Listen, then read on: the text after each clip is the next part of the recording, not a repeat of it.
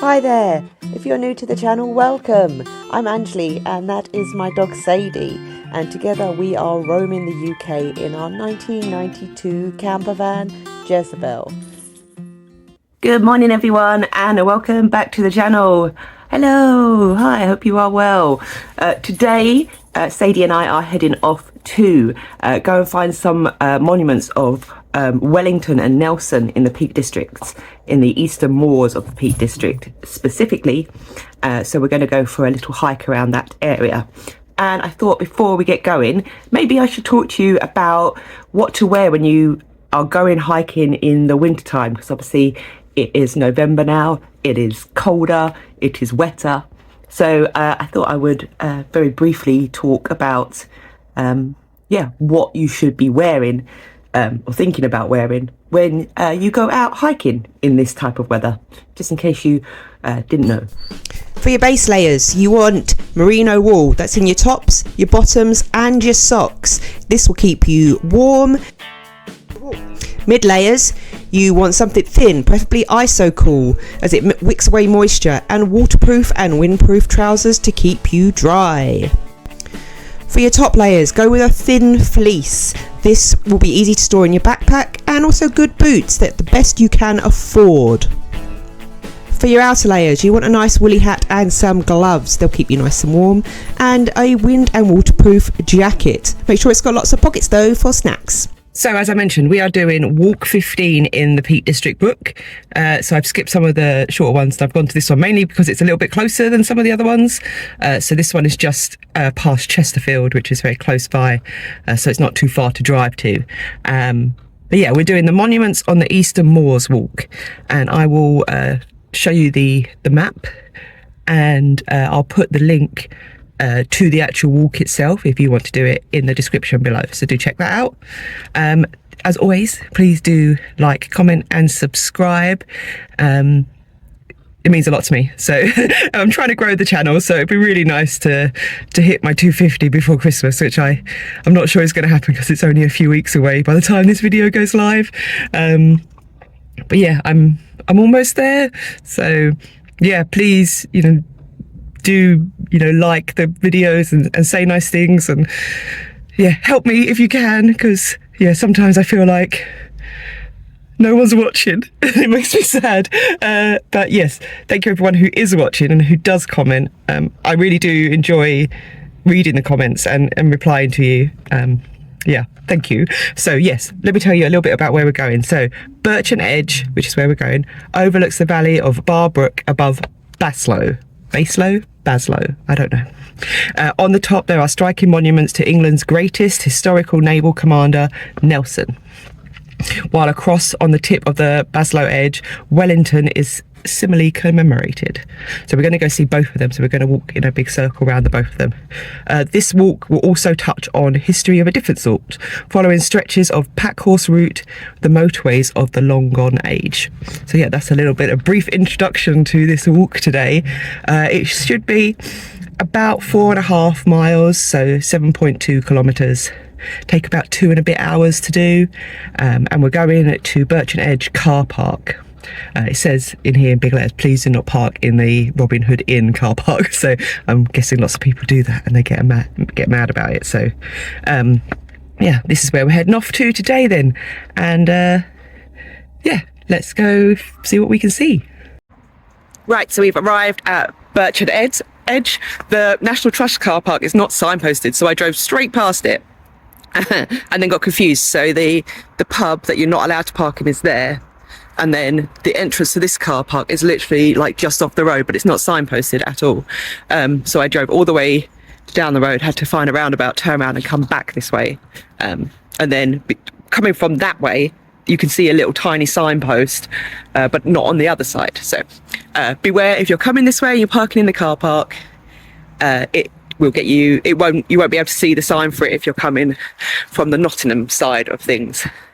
But yes, it's a National Trust car park, £3.50 for 4 hours.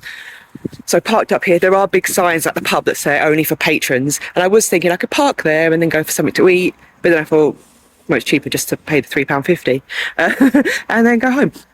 So yeah, I'm going to get my jacket on, get Sadie, and then we're going to start the walk.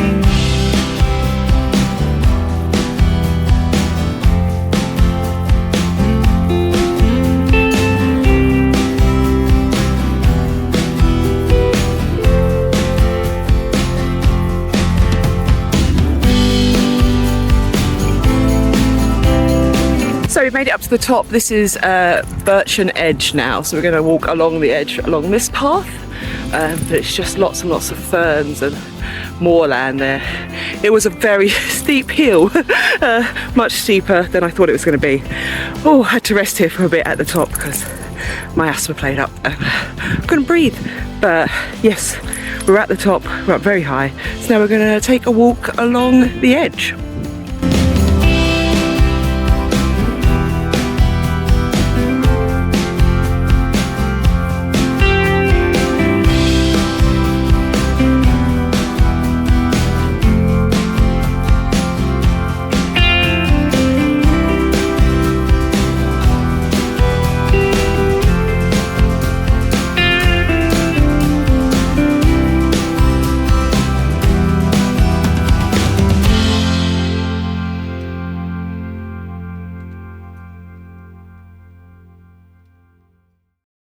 So those three boulders there are known as the Three Ships, and they're named after Nelson's ships.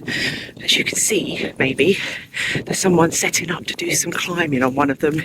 He's got a map out. But yes, they're named the Three Ships, and they're right near Nelson's monument.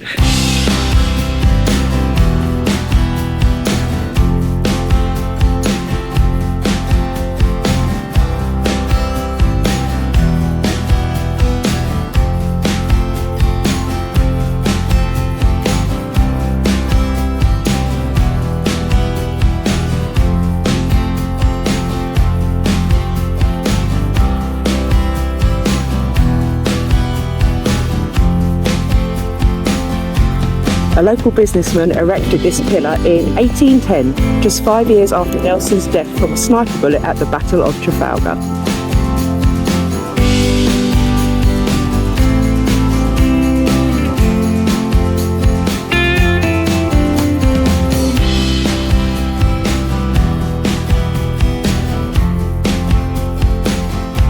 So we've reached the highest point on our walk today.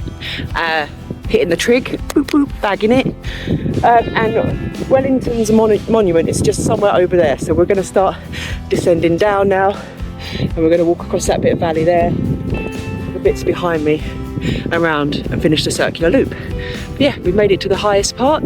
It's quite boggy up here, quite windy. I tried to get the drone out, but it's too windy, it can't handle it. It's one of its flaws is that it cannot handle any sort of adverse weather, even just a little bit of wind, it gets sort of thrown off track. I had to go fish it out of the of the heather and the ferns a little while ago because it got confused and got blown away a little bit. So yeah, I can't get any. I'm going to try and get a drone shot, but it's a bit busy, it's a bit windy.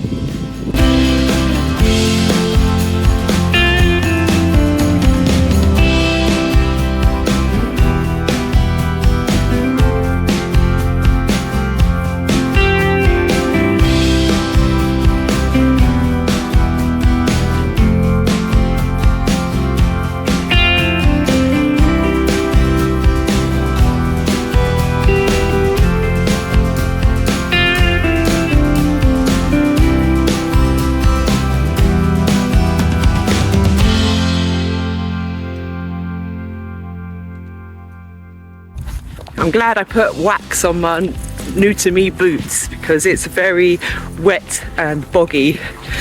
In this particular bit here, lots and lots of puddles for Sadie, but luckily, because I waxed my boots, I'm all good.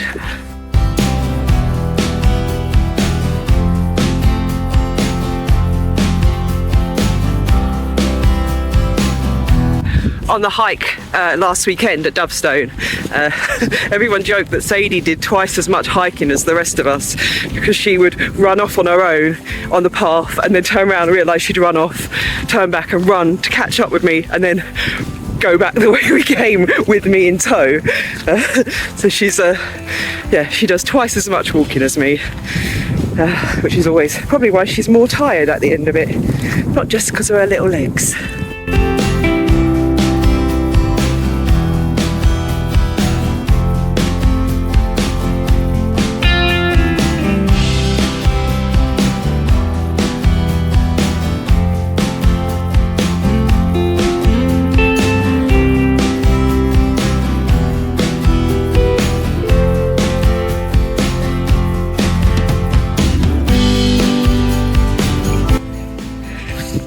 So this, what we're walking on right now, so this path here is an old highway, as you can see from Chesterfield, with an arrow pointing. So this here used to be the old road before we made our modern motorways. This would be the path that everyone took to get to Chesterfield. Just had to put Sadie back on her lead because I've just seen there's lots of sheep just behind the trees, so I don't want to have her chasing them. I've also just spotted a whole load of Highland coos, so I'm going to go take a picture. They're so cute.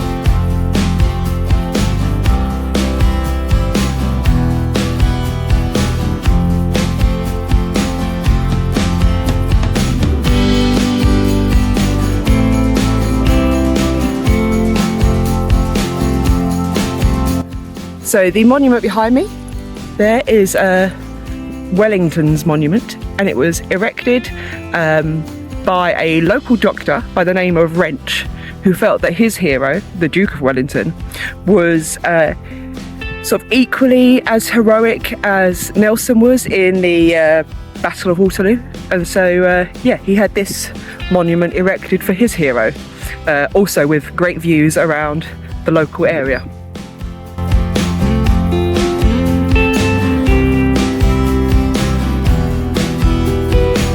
Stopped for a bit of lunch here. There's a nice little bench to sit and you can look out.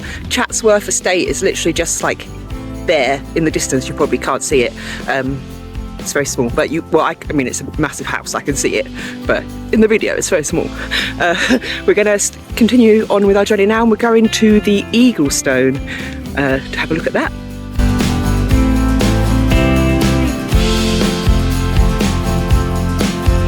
So just behind me is the Eagle Stone.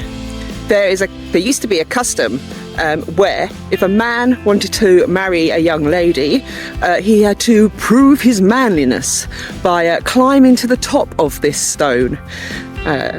Apparently there's no easy way to do it because there's a lot of overhangs, and so if you do it, you have to have climbing equipment and stuff now, but you were a real man if you could get to the top of this stone, and then you were worthy of the hand of your beloved.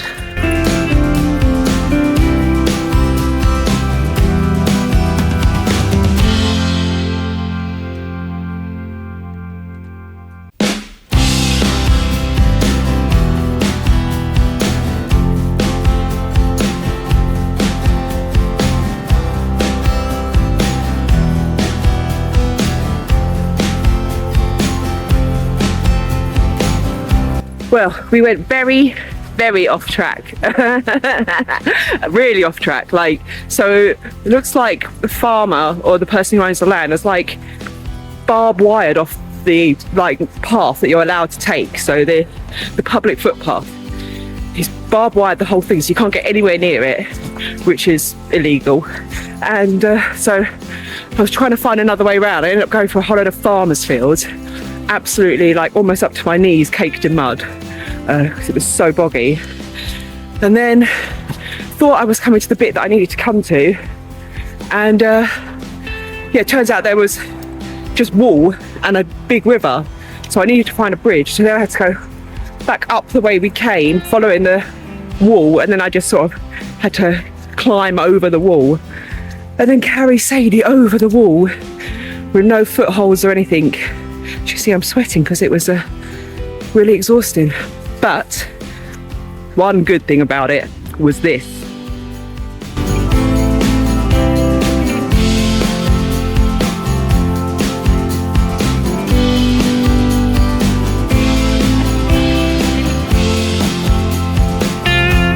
So, sometimes going off the beaten track can, while terrifying and you think you're lost and you're going to have to go feral and live in this forest that you're stuck in, you do see magical things, like a stag just hanging out. It's not a deer park, it's only just a wild stag. That was awesome. I don't think I've seen one in the wild before. He was just there, like, checking us out, like, are you coming my way? And we were like, nope, we're going the opposite way, Mr. Stag. It was really cool.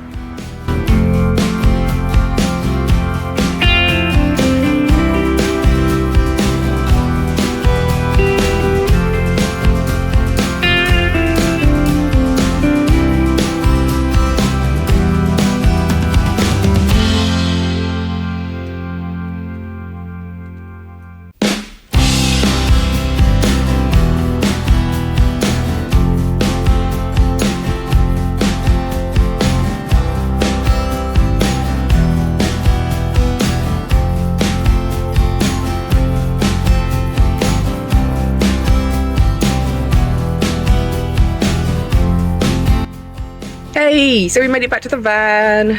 Sadie is tucked away in bed, and yeah, I'm gonna get changed because I'm absolutely covered in mud.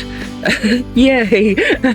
I had to pick up Sadie and carry her over a stone wall at the very end of the last field.